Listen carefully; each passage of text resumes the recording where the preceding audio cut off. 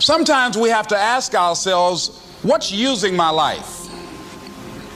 Heard a guy give a lecture one time that says, we are today what we were when. And he was talking about the fact that we, to a great extent, behave, think, react because of some previous experience that we've had.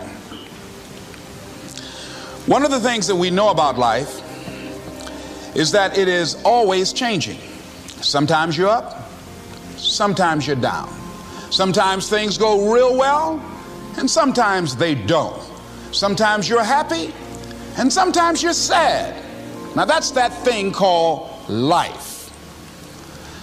And when we begin to understand and know that, accepting that reality that we will never ever have things just on an even keel all the time, that you're going to have some ups and you're going to have some downs, but during those down moments, that's where the growth takes place.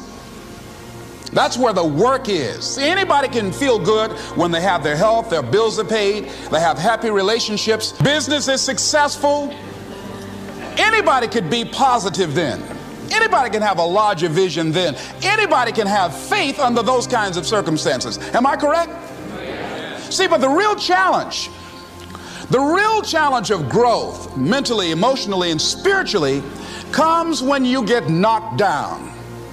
Somebody said that adversity introduces a man to himself or a woman.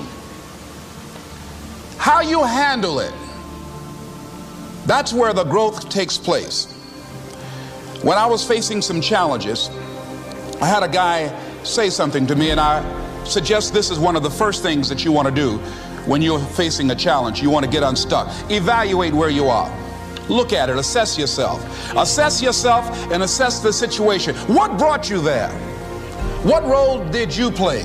Earl Nightingale had a saying I like. He said, all of us are self-made, but only the successful will admit it. What has brought you to this point? What did you learn from it? Are you learning anything, or are you doing it over and over and over again? Somebody said that insanity is doing the same thing in the same way, expecting a different outcome. Are you going through it, or are you growing through it? Are you bigger and better because of it? Because it's not going to leave you until you grow through it.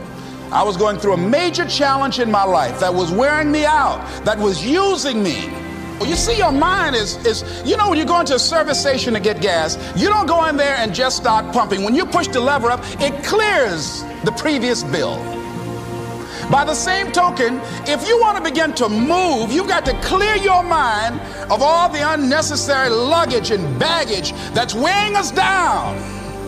I couldn't move, I couldn't think about what am I going to do to get out of this situation, because I was so concerned about what happened and what he did to me and how bad it was.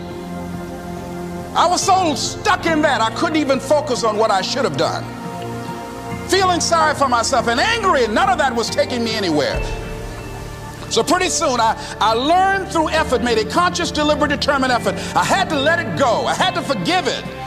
Let it go and begin to focus on developing myself. And I say to you, you're going to have people to do things to you. Things are going to happen to you. And the most important thing to do is to harness your will and let it go and move so you can grow.